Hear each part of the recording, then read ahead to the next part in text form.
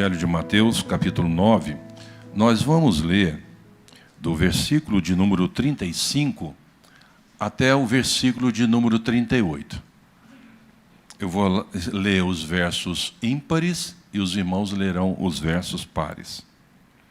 E percorria Jesus todas as cidades e povoados, ensinando nas sinagogas, pregando o evangelho do reino e curando toda sorte de doenças e enfermidades.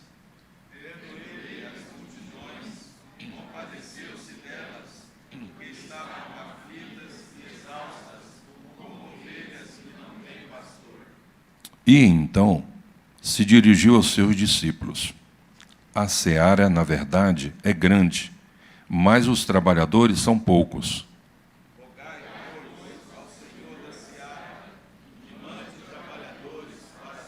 Amém.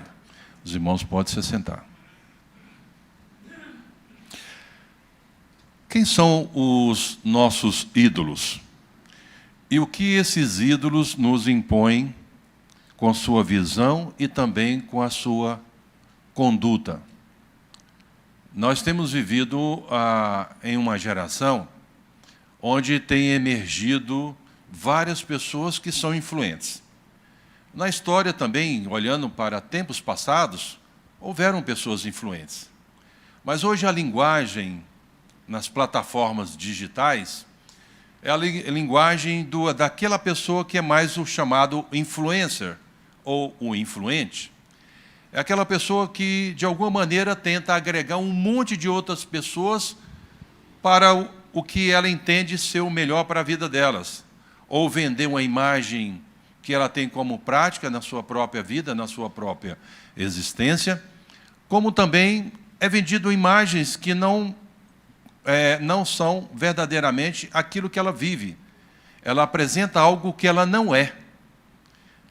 E quando nós olhamos os grandes influentes dessa geração, impulsionados pelas plataformas digitais, nós temos pessoas que estão influenciando pessoas em todo o mundo, tais como o Cristiano Ronaldo, que é o jogador ainda de futebol, de grande influência no futebol mundial. Através da plataforma do Instagram, até no mês de julho, ele tinha mais de 624 milhões de pessoas que o seguiam. Temos o Lionel Messi, através da mesma plataforma, e também um jogador de futebol, com mais de 500 milhões de pessoas. Temos a Selena Gomez, uma atriz, cantora e compositora norte-americana, com mais de 427 milhões de seguidores. Temos o Jim Jones, ou o Mr. Beast, através da plataforma do YouTube, com mais de 305 milhões, e ali usando entretenimento, jogos e também provocando reações através dessas plataformas. No Brasil, nós temos um jogador famoso, como o Neymar, através da plataforma do Instagram, 214 milhões de seguidores. A Anitta, uma cantora, na mesma plataforma, com mais de 65 milhões.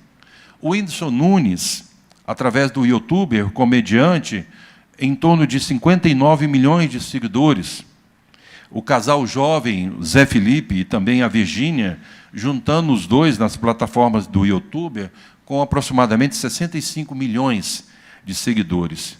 E o Felipe Neto, na mesma plataforma, em torno de 47 milhões. E quando a gente começa a analisar um pouco da vida, da história dessas pessoas, são pessoas que, de alguma maneira, estão gerando comportamentos, estão gerando uma postura de vida que eles propagam ser a melhor para todas as pessoas que estão acompanhando a sua mensagem. Mas quando a gente olha na história da humanidade, nós tivemos uma pessoa que foi um grande influente, que não usou nenhuma dessas plataformas. Certamente, naquela época, a tecnologia não existia como nós temos nos dias atuais, mas a semente jogada naquele período que ele teve convivendo com pessoas, essa mensagem ela potencializou e vem correndo em toda a história da humanidade. E esse grande influente, e o maior deles, é a pessoa de Jesus, que influencia há mais de 2000 anos. Nenhum desses influencers que eu citei tem tantos anos de influência, porque certamente a média de idade das pessoas pode variar, mas o que se propõe hoje é que, olhando a média da idade das pessoas, podem chegar até 80, 85, alguns mais, outros menos. E eu estava conversando com a minha esposa que eu gostaria de chegar até os 100 anos, com saúde e lucidez. Mas todos nós temos uma senha, a gente não sabe qual vai ser o dia da nossa senha. Mas a gente cria expectativas, e hoje a medicina evoluiu ao tal ponto que você tem alguns remédios que te dão uma sobrevida, né? E a gente, depois que chega aos 50 anos ou mais, a partir daí, eu falo que tudo dói, o que não dói não funciona. Mas você vai vivendo e você vai caminhando e tentando administrar com o kit remédio e o plano de saúde, até o dia do Senhor. Mas o que a gente vê é que esse homem que foi um grande marcador na história, com a sua mensagem de que o reino de Deus estava presente, hoje ele tem uma influência no mundo, nesses mais de 2000 anos de existência, alcançando em torno de 2,6 bilhões de pessoas. E a sua mensagem é a mensagem única e verdadeira, que o único caminho que a pessoa tem para chegar a Deus é através da cruz de Cristo. Não existe o atalho. Era um homem que veio ao mundo, saiu da sua glória, estabeleceu uma trajetória para agregar pessoas. É um homem que caminhou entre muitos e chamou alguns para mostrar para eles que eles tinham uma missão, que eles tinham um papel importante e que a visão estabelecida por Jesus deveriam ser multiplicadas através da vida dele e multiplicadas através das suas próprias histórias, e assim estendido até o dia eterno. Quando Jesus estava caminhando, e aí chamando os seus discípulos e exercendo a sua influência, através dos seus ensinamentos e também exercendo o poder, ele começou a pontuar de que a mensagem dele poderia trazer a transformação do ser humano. E quando eu olho e leio os evangelhos, alguma coisa que sempre me leva, me impulsiona, eu sei que isso dentro do natural não é possível, mas eu tento imaginar um transporte no tempo e tentando imaginar que, entrando no túnel do tempo, eu estaria ali observando a pessoa de Jesus. E ali no cenário você tem vários. Você tem um momento que, como observador, olha para Jesus para ver como ele se comportava, se relacionando com o povo. Olhava para os discípulos para ver qual seria a reação dos discípulos, para ver a mensagem que estava sendo transmitida por essa pessoa que dizia o reino de Deus estava presente. Mas também eu começava e tento observar a multidão que, de alguma maneira, quem é esse que faz milagre?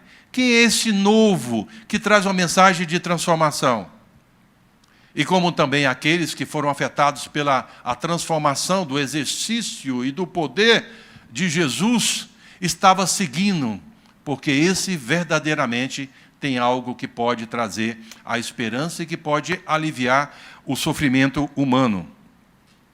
Então, com os seus ensinamentos, Jesus, então, estimula os discípulos a se tornarem semeadores da palavra, trazendo na mentalidade deles um novo paradigma, um novo padrão. A expressão paradigma vem do grego paradeigma, que significa padrão e conceito.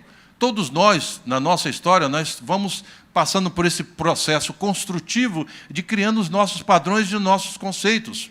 E nós começamos a ver o mundo espelhados por esses valores que adquirimos na relação nascente com os nossos pais, com os nossos irmãos, com a nossa família, na vida da igreja, na escola, no trabalho, nas relações humanas, na sociedade onde nós estamos inseridos. Então, nós começamos a olhar o mundo por essa perspectiva desses valores e desses padrões, que é chamado como paradigma. E nós somos influenciados por esses paradigmas. Então, o que Jesus estava estabelecendo era um novo paradigma. que eles pudessem olhar o mundo numa perspectiva que transcende, muitas vezes, a sua capacidade de medir ou de mensurar do que o homem pode experimentar, do que uma mensagem pode transformar a vida das pessoas.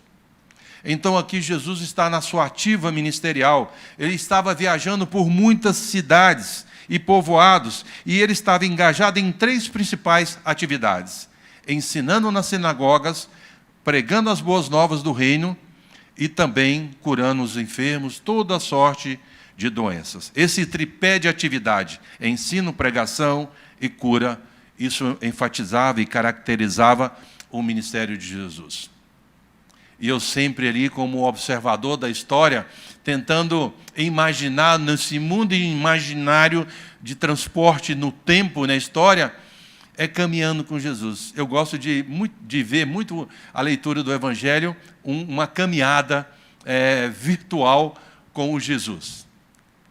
E essa caminhada virtual, pensando aqui, quando ele estava curando os gadarenos, uns que passavam dias e noites se debatendo em cavernas, em cemitérios, feria de propósito o seu corpo, eles gritavam nas estradas, tinham uma força capaz de arrebentar a corrente de ferro, eram pessoas violentas, perigosas, andavam nus e assustavam as pessoas. Como também havia um cenário de pessoas que eram paralíticas, pessoas que não tinham a condição de se movimentar, de caminhar para um lado e para outro. E como é difícil, irmãos, quando a gente está numa condição de imobilidade. Eu não no contexto de um paralítico, mas numa condição de falta de mobilidade eu passei. Eu estava pedalando na estrada de Ubatuba, em São Paulo, e quando eu estava fazendo bike, por um instante eu olho para trás e ver se o grupo que estava comigo estava perto, e por um instante eu olhei para a frente, já era tarde. A bike andou para a esquerda, o pedal bateu na guia da estrada, a bicicleta ficou e eu fui. Caí numa ribanceira, quebrei em 3 pedaços aqui, quebrei a costela, quebrei o pulso, e caí esborrachado lá, não conseguia me movimentar. Muitas pessoas pararam e me falavam assim, não se mexa. E eu fiquei preocupado, porque não se mexam. Mesmo que eles queriam que eu mexesse, eu não conseguia mexer. Estava doendo tudo. Mas é porque eles viram depois que eu estava na ribanceira, qualquer movimento que eu fazia, eu podia cair num abismo lá embaixo. E lá embaixo tinha um monte de pedras. O que me segurou foi uma galhada que travou as minhas pernas. Mas a situação já estava ruim, mas podia piorar. Eu caí em cima do formigueiro. Aí chama a ambulância, umas 5 pessoas para levar uma pessoa como eu. Era horrível, né? É difícil, né? A inclinação que estava. E depois que me colocaram na ambulância, eu conheci todos os buracos da cidade. Imagina aquele movimentando, o osso mexia aqui nos órgãos, era uma dor insuportável. E a moça falou, você está bem? Eu falei, quem está bem numa maca, todo quebrado, né? Mas cheguei no hospital. Falei, a coisa vai ser fácil, me dá um remédio, vai tirar a dor. Me coloca do lado de uma pessoa que estava com Covid. Ali você conhece tudo, né?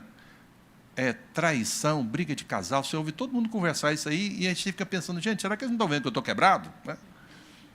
E depois daí eu passei muitos meses imobilizado, com uma dificuldade grande e tudo.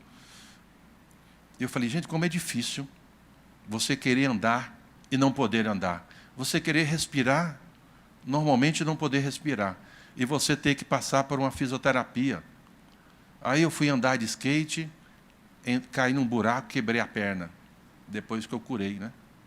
Daqui, aí quebrei. Aí minha filha deu um fim no skate. Elas me deram de aniversário quando eu completei 50 anos. Eu sei andar de skate, viu, irmãos? Eu sou mais velho, mas eu sei andar. Só que todo mundo cai, né?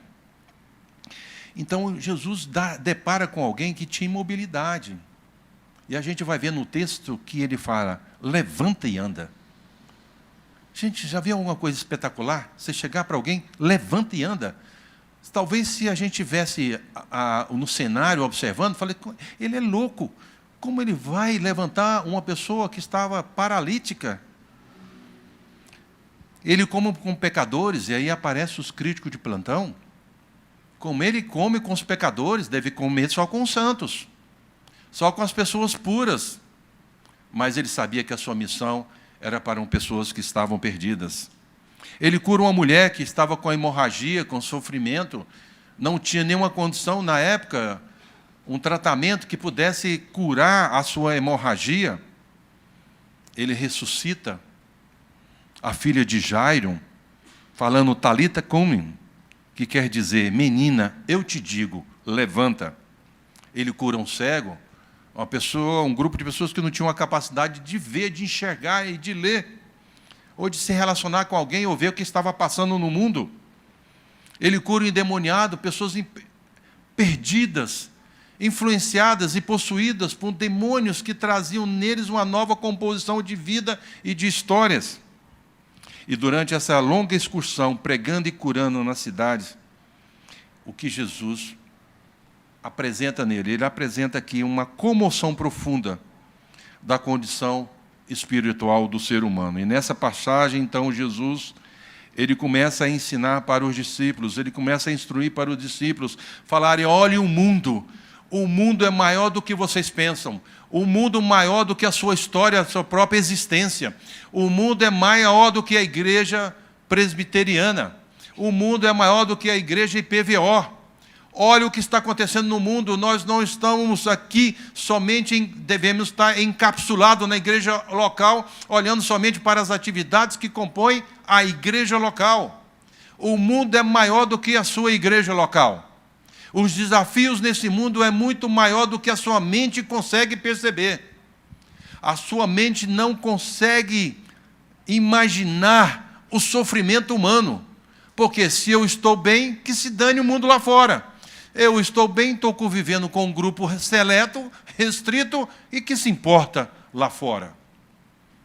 Mas Jesus começa a estabelecer na mentalidade daqueles discípulos a orarem para que Deus pudesse despertar outras pessoas nesse engajamento na missão. Porque somente os discípulos não eram capazes de, geograficamente, de estar em todos os lugares, em ajudar o sofrimento do ser humano. Então ele objetivava instruir a esses discípulos, dizendo que o reino dos céus estava presente. Segundo Mateus capítulo 10, versículo 7. Deus está presente, irmãos. O reino de Deus está presente no nosso meio. Deus desceu da sua glória e faz parte da vida de todos nós que fomos alcançados pela mensagem do reino dos céus. E o que Deus requer de nós, como discípulos, que façamos conforme a mensagem que nos impõe na palavra, conhecedores da história, que o contraste do pensamento que tem estabelecido no mundo, o Evangelho é que tem a única mensagem de transformar o ser humano. Apesar que nas Olimpíadas, e muitos de nós temos acompanhado, o escárnio que foi feito, a alusão à Santa Ceia, onde ali estavam representados na Santa Ceia vários personagens do LGBTQIAP+, lésbicas, gays, bissexuais, transexuais, transgêneros, queer, intersexual, assexual, pansexual. Enquanto o mundo todo viu isso, esse escárnio, enquanto um cristão que tinha estampado o Cristo Redentor na sua prancha de surf, ele não podia ter aquela imagem se ele queria participar da competição. Ele teve que tirar. E outras coisas que aconteceram nesse período. Então, nós estamos vendo que muitos países do mundo, e aqui me destaco a França como um mundo progressista, que ultrapassaram seus limites contra Deus. Usurparam a mensagem do reino de Deus. E não tem entendimento mais de que existe um Deus que intervém na vida do homem, intervém na vida da história do ser humano. Atacaram os valores cristãos judaicos. E quando a gente vê a pessoa de Jesus, eu quero aqui fazer algumas reflexões. O que esse maior influencer, que curou pessoas, que libertou pessoas, que deu vista ao cego, que curou a mulher hemorrágica, esse maior influência, o que ele fez e o que ele requer de nós enquanto igreja. E o meu desejo é que essa reflexão traga um incômodo na sua vida, para não ser somente uma mensagem de domingo que encerra após a bênção, mas que isso incomode a tal ponto que você chegue diante do Senhor e fale: Senhor, o que o Senhor quer que eu faça a partir de agora? Porque isso aqui é a palavra de Deus, não é minha palavra, irmãos. A gente vê no versículo de número 35, dizendo que Jesus percorria, e aí, as cidades e povoados, né? Então, ele transmitia o ensino e pregava o evangelho do reino de Deus. Nós vimos aqui a abrangência do ministério de Jesus, que ele não se limitava somente ao local específico, mas ele viajava extensivamente para alcançar o maior número de pessoas possíveis. Então, vocês têm que olhar que, mais do que a igreja local, existe um bairro aqui. Existe uma região. Quando essas pessoas que estão passando, muitas vezes passando pela porta, muitas delas estão gritando no silêncio, será que nós estamos olhando só para dentro de nós? Ou nós estamos tendo a sensibilidade do Espírito Santo para ouvir o grito dessas pessoas que estão andando por nós, perto de nós, melhor dizendo? Então a gente vê que Jesus percorria essas cidades, ele andava no meio dos necessitados, mas para quê? Para influenciá-los, para ser um agente de influência na vida das pessoas. Nós que temos a mensagem e cantamos aqui e falamos sobre a glória de Deus, a Bíblia fala que nós devemos anunciar a glória de Deus. Anunciar a glória de Deus no nosso meio como crente, que é muito fácil. Cantar aqui sobre a glória de Deus é fácil demais, irmãos. Isso é muito fácil. Eu quero ver você falar a glória de Deus em um lugar onde existe perseguição. Eu quero você falar a glória de Deus onde pessoas tiram a sua vida pelo fato de você ser cristão. Eu quero ver você se posicionar como a glória de Deus em um país do Oriente Médio com a igreja cristã que tem sniper ou franco-atirador. Porque muitos entram no meio da igreja, fala Deus é grande, e o próximo passo é apertar o botão, e muitos cristãos morrem por causa disso. Eles contratam porque sabem que se vem alguém que não é da comunidade, primeiro a orientação pelo megafone para a pessoa identificar. Se ele não identifica, eles dão um tiro para cima. Se ele continua andando, o próximo tiro é próximo ao pé. Se ele continua dando mais passos, o próximo tiro é na cabeça para matar, porque, em tese, é um homem-bomba que quer matar os cristãos. Agora eu quero ver você falar a glória de Deus no meio de um contexto como esse. Então, o que Jesus aqui, ele andava no meio de pessoas, mesmo sabendo que alguns tinham a intenção de tirar a sua vida. E o que de fato aconteceu, mas não fugiu do controle de Deus, porque estava dentro do plano de Deus. Porque o que precisava acontecer é que muitos estão emitindo mensagens, mas um único que morreu na cruz, e aí eu fico tentando imaginar, irmão, vocês já tentaram imaginar o que é morrer na cruz? Ali Jesus estava com as mãos perfuradas, os pés deles foram perfurados, o corpo dele foi perfurado, a cabeça dele foi cravada com a coroa de espinho. Então ele sofria fisicamente por causa desse ataque que houve contra a integridade física dele. E ali, quando ele estava estendido na cruz, como outros que eram os ladrões, pessoas que eram desprezados, e certamente no momento que estava dificultando ali a sua condição, a gravidade o pressionando para baixo, certamente por causa do sangue esvairindo pelo seu corpo, ali havia insuficiência respiratória e muitos agravantes por causa da condição dele. Ali, ele sofreu fisicamente. Ali, ele carregou sobre si o pecado de pessoas que não prestam, como eu e como você. E Paulo em Efésios fala que nós estando na condição de mortos, nos nossos delitos e pecado, o que aconteceu? Jesus nos deu o sopro da vida. Ele nos deu a vida. Então ele está conversando ali com os discípulos, falando: entendam que vocês devem andar, que vocês devem caminhar, que vocês devem influenciar pessoas. E Jesus ali, quando ele morreu na cruz, todo o seu ensinamento para esses discípulos que na história aprenderam e perceberam e vivenciaram o cenário dos milagres, poderiam morrer na cruz. Todo o ensinamento é mais um que está ensinando a boa nova, uma mensagem diferente. Mas o que aconteceu? Ele venceu a morte. Ele venceu a morte. Então a nossa fé não está fundamentada numa mensagem de desesperança. A nossa fé está fundamentada numa mensagem que dá esperança para as pessoas, mesmo em meio à morte, em meio ao caos, ao desespero. Jesus vence um dos maiores desafios que o ser humano tem, é morrer e ressuscitar. Irmãos, quando nós estamos participando da ceia, nós estamos participando da esperança da ressurreição, lembrando que ele venceu. Quando eu fui fazer o culto fúnebre do meu sogro, por um momento eu estava olhando ali no cemitério, vendo ali muitos mortos. No dia eterno, nós vamos ver a maior ressurreição global que vai haver na face da terra, que vai emergir pessoas que tiveram o fundamento da sua fé em Cristo Jesus. Vocês já imaginaram isso? O cemitério, aquela ressurreição, porque eles que vão ser ressuscitados, vão estar sendo elevados a Deus, e nós, estando vivos, vamos estar também participando dessa história.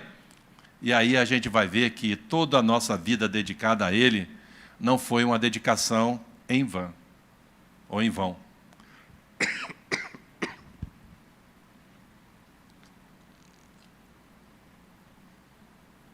Então aqui a gente vê que Jesus pregava o evangelho do reino. O que ele tinha aqui, irmãos? Ele tinha a intencionalidade. Nós, como cristãos, talvez você não vai ter, ou você vai imaginar, de não ter uma oportunidade. Isso dentro da sua percepção, da sua análise. Mas nós temos que gerar na nossa vida intencionalidade. Eu tenho que ter intencionalidade quando eu vou na farmácia, falar do amor de Deus para alguém, ou entregar um folheto. Eu tenho que ter intencionalidade de, quando for abastecer o carro, entregar um folheto ou uma mensagem para o homem que cuida da bomba. Eu tenho que ter intencionalidade quando eu vou em algum lugar na cidade, algum lugar do mundo, mostrar o evangelho do reino de Deus. Irmãos, eu fico pensando no potencial, a força propulsora que nós temos nas nossas mãos. É essa ferramenta aqui, ó, o smartphone. Vocês já pararam para pensar? Aqueles que têm, por exemplo, o iPhone, existe um aplicativo dentro do iPhone chamado AirDrop. Por que você não coloca um texto bíblico ou coloca um filme de Jesus no seu telefone? E quando você estiver na rodoviária, no shopping, no aeroporto, abre o seu AirDrop e lança um filme. Isso aí vai espalhar nas pessoas que estão ali conectados, eles vão receber, podem apertar e acessar. Eu fiz um teste no mundo árabe, no aeroporto. Um monte de gente que eu não sei quem é. Eu coloquei o filme Jesus, eu não sei. Eu não tenho a capacidade de sondar quem são os eleitos de Deus que estavam lá. Mas, certamente, aqueles que foram alvos do amor de Deus vão estar diante do Senhor naquele dia eterno. Vão glorificar o nome do Senhor. E outras plataformas, o pessoal da plataforma do Android também, você pode usar isso, transmitir a mensagem. Então, a gente tem que ter intencionalidade. Você tem que criar no seu coração um desejo de fazer a diferença nesse mundo. É o que acontecia a Jesus. Com a pessoa de Jesus, ele revela, assumindo a sua natureza humana, as realidades do ser humano com todos os aspectos, exceto o pecado. Então ele apresenta o projeto de Deus para a vida do ser humano. Então ele transmitia esse ensino e pregava o evangelho do reino de Deus. O reino de Deus está presente.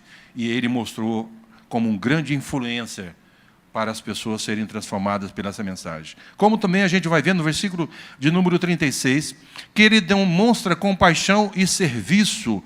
Assim diz o texto: vendo ele as multidões, compadeceu-se delas, porque estavam aflitas e exaustas como ovelhas que não têm pastor. Então a compaixão de Jesus é uma resposta emocional profunda à condição do ser humano, das pessoas. Ele as vê como pessoas aflitas, pessoas desamparadas, que indica que tanto um sofrimento físico, como também um sofrimento espiritual, vendo nelas que elas estavam vagando como verdadeiros zumbis, que não tinham pastor. Então ele sugere para os discípulos e mostra para os discípulos que essas pessoas estavam perdidas. Eram pessoas que estavam vulneráveis, que não tinham liderança, que não tinham direção espiritual. Então, ele descreviam que essas pessoas estavam sem ovelhas. Aliás, não estavam sem pastor, eram ovelhas que não tinham pastor. E o que ele fez? Ele simplesmente olhou. Quando muitos de nós vemos pessoas com sofrimento, com falta de dignidade, a gente olha, talvez a gente fala, que pena, ou que dó. Talvez alguém que bate no seu ouvido pedindo ajuda, você diz não.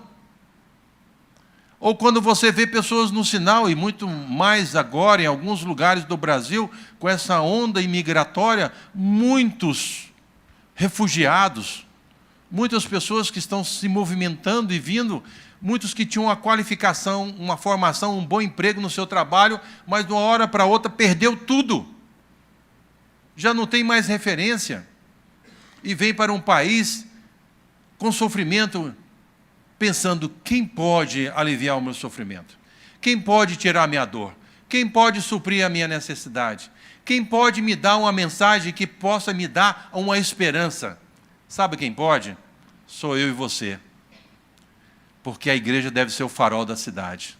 A igreja tem que ser a luz do mundo. A igreja tem a mensagem de transformar a vida das pessoas e dar esperança. E nós, como igreja, temos a condição de dar o alimento para o necessitado. Eu lembro com tristeza, certa vez tinha um casal, eu conversando com ele, e aí eu perguntei, como é que você está? Eu vi eles com cabeça baixa, como é que você está? Ele falou assim, olha, nós estamos um pouco tristes, tudo, mas o que aconteceu? Nós não temos o que comer hoje. Era um casal com 2 crianças. Aí eu cheguei para a junta diaconal e falei, irmãos, vamos ver uma cesta básica para aquele casal ali que estão passando uma necessidade, aquelas coisas que pastor conversa no privado com a junta. Aí os irmãos, não, tudo bem, pastor, vamos fazer isso sim. Na semana que vem nós vamos reunir e vamos ver, então, o que nós podemos fazer. Ele está precisando de comer hoje. Falei, tá bom, irmão. Dei um tapinha no irmão lá da junta. Fui no mercado, comprei uma cesta, pus lá na porta, apertei a campainha. Quando eu apertei a campainha e fui saindo, o casal sai, olha para aquilo, você vê as lágrimas caindo. Irmãos, nós podemos fazer muito. Podemos fazer a diferença nesse mundo. Nós temos que parar de olhar para nós mesmos, sermos egoístas. Sermos egoístas. Você tirar um pouco do seu, não vai deixar você nem mais rico, nem mais pobre. E Deus é o Deus da providência, vai suprir o que você precisa. Nós temos que converter o nosso bolso. Tem medo de enfiar a mão no bolso, achando que tem um escorpião lá. Tem que converter a nossa mão, o nosso coração, e ver o alívio, e ver o sofrimento do ser humano. Então Jesus mostra essa compaixão, sabendo que essas pessoas estavam vulneráveis. E aqui a expressão da vulnerabilidade, quando fala compadecia, que era o vocábulo grego, que no tempo antigo eles entendiam que o intestino era a fonte das emoções. E hoje a gente vê como a fonte das emoções é o coração, né? A gente sensibilizar, nós precisamos chorar. Para mim, muitas vezes, eu tenho uma luta muito grande comigo mesmo no meu interior, né? Porque, como eu tenho a herança e a formação da exata, eu olho o mundo sempre da forma matemática, né? Mas tem hora que as coisas que a gente vê, a gente fica os olhos lacrimejados. E quando as coisas lacrimejam, eu não consigo ficar só lacrimejando, depois enxugar, e agora qual é o próximo cenário? Então nós temos que lacrimejar, mas dar um passo e ajudar o alívio do sofrimento humano.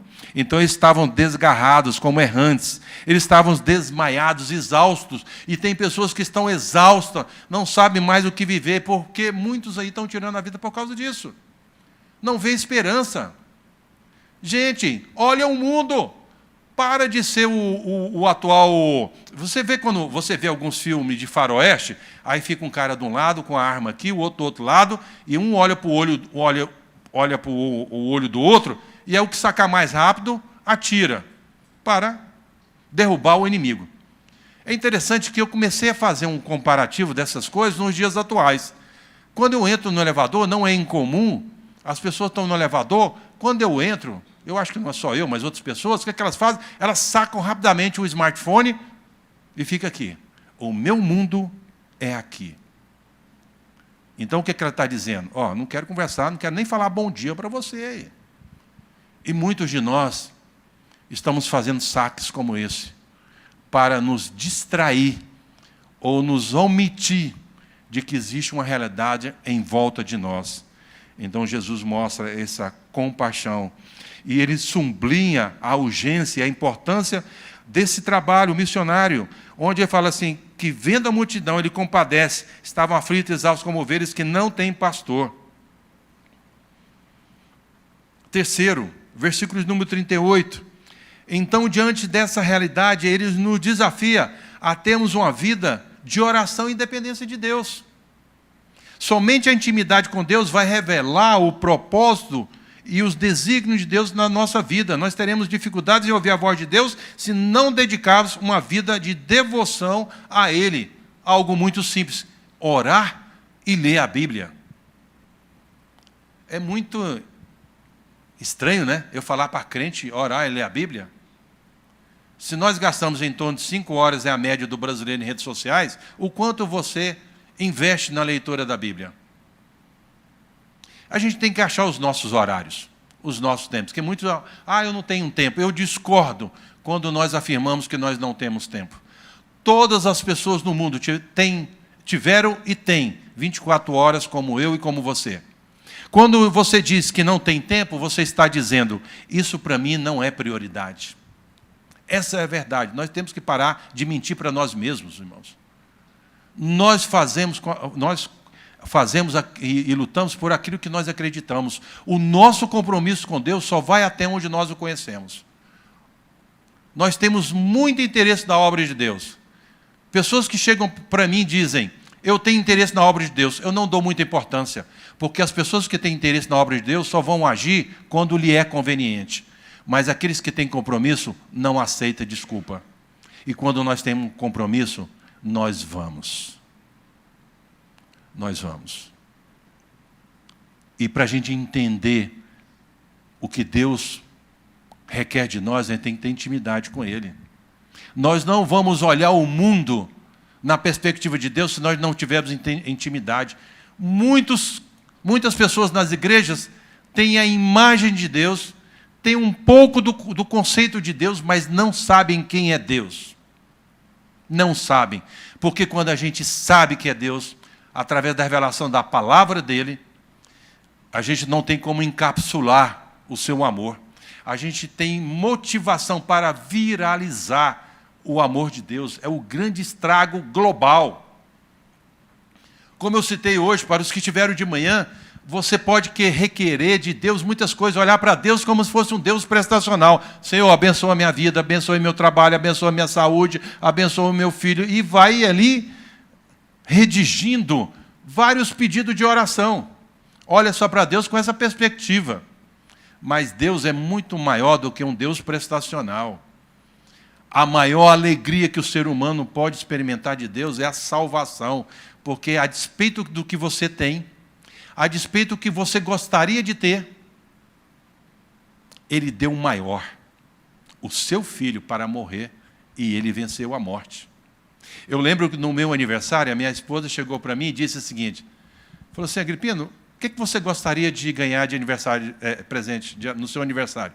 Porque, pastor, eu acho que o pastor também talvez tenha alguma coisa similar a mim, geralmente as pessoas dão um presente, gravata, camisa, lenço, ou talvez um paletó, um sapato.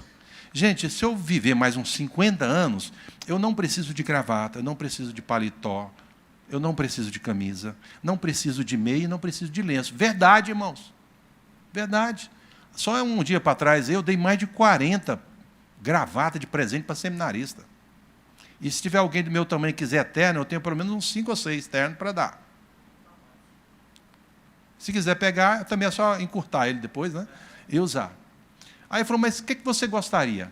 Aí eu falei, eu quero um iPad. Aí ela falou, você não está pedindo muito, não? Aí eu falei, só estou respondendo o que você está me perguntando. Por quê? Eu falei, mas por que você quer um iPad? Eu falei, não, é porque eu ponho o meu sermão, ponho as minhas palestras, os meus estudos, ponho livros, então nas minhas viagens eu vou lendo livro, eu vou refletindo de palestras, e ali no iPad... Aí ela falou, tá bom, né?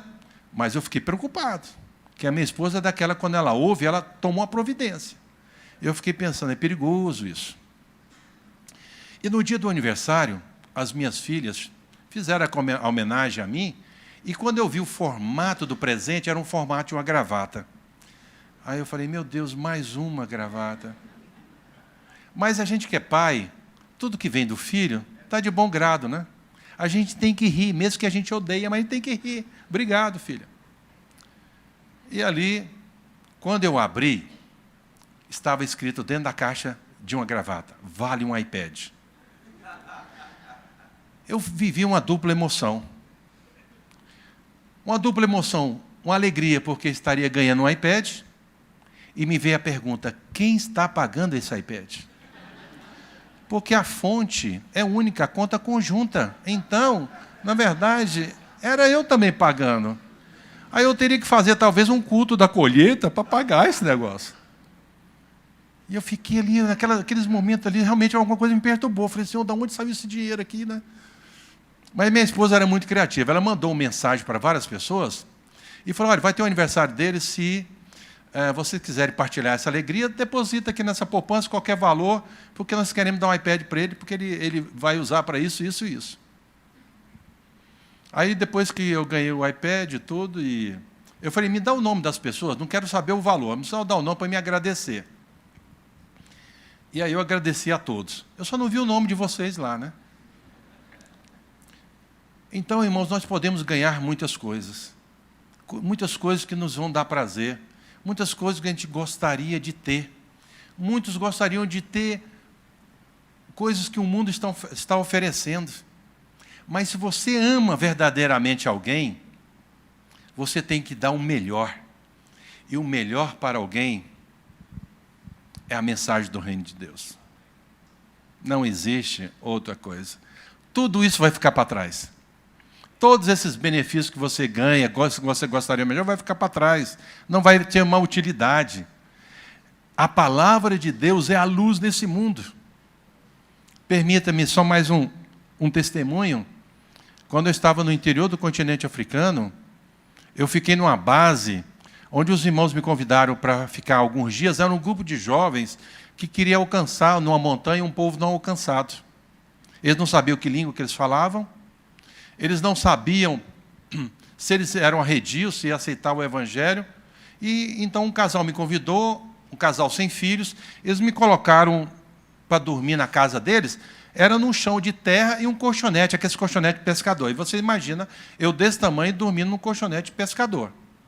Então a metade do corpo ficava de fora. E colocou uma tela, onde a tela era para proteger dos mosquitos da malária. Só a irmã missionária tinha pega 22 malárias. E eu deitei naquela escuridão, vi 2 buracos desse tamanho, e fiquei perguntando que tamanho que é os mosquitos aqui, né? E aquele barulho no ouvido, né? Azucrinando, quando dorme aquele barulho. Depois eu falei, gente, que coisa incômoda, né? Depois, por um instante, eu sempre gosto de refletir. Enquanto ele está azucrinando, ele está voando. Quando ele para de azucrinar, é a hora que ele está te picando. Vê como é que a gente pode ver as coisas de forma diferente?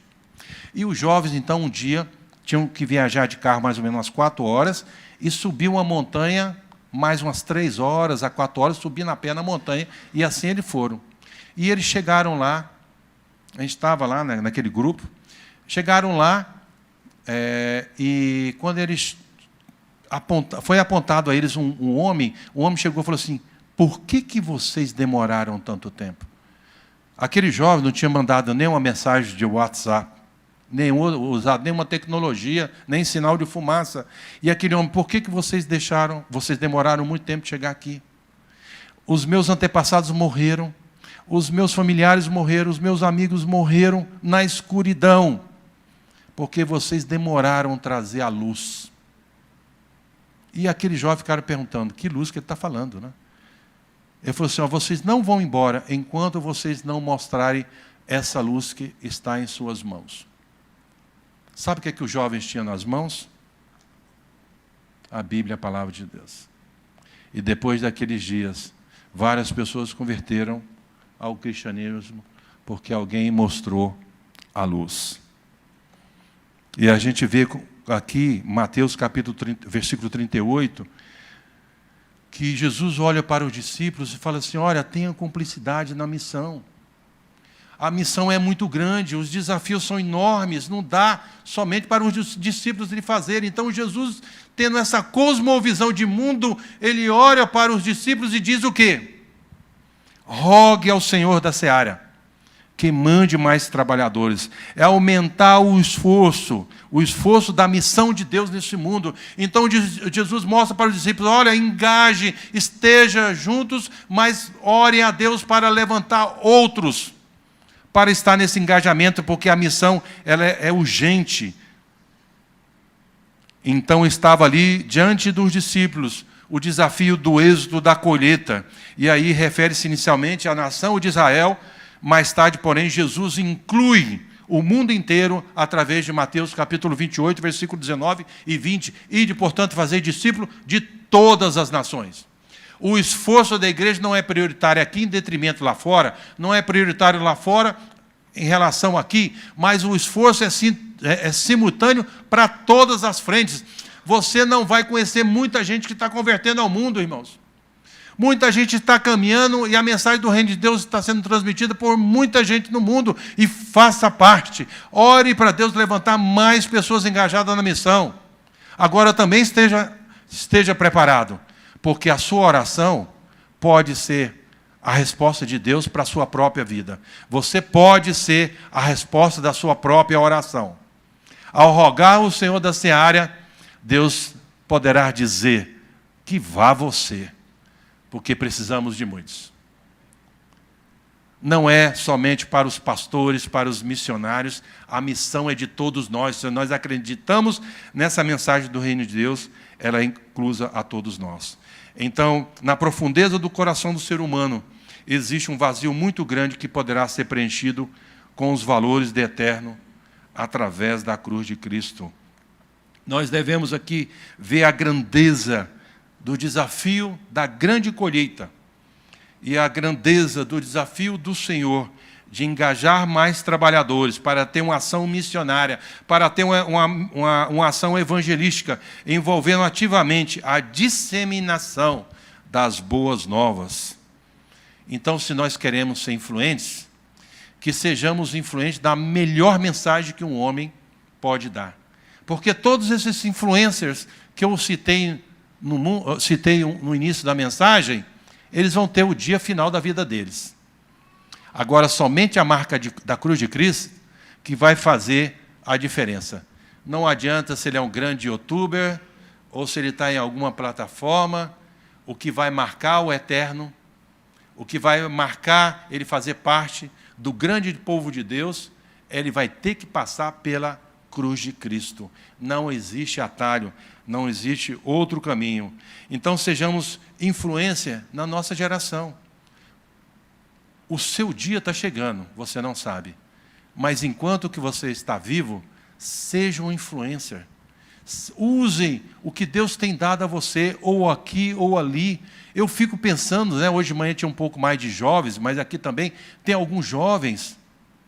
Por que você não usa a sua juventude, usa o que você pretende com a sua formação ir para algum lugar? Finalizo contando o último testemunho. Uma bióloga marinha me chamou para ir para uma das ilhas do Pacífico. É uma viagem que não é uma viagem fácil.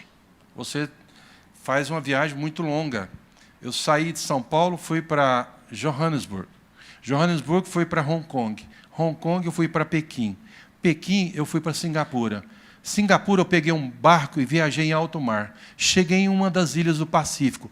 Peguei um carro, atravessei 5 ilhas. Chegou na 5ª ilha, peguei outro barco e fui para o alto mar, onde tinha um projeto, uma fazenda em alto mar, que colhia o pepinos do fundo do mar. Eu não sei se algum de vocês conhece.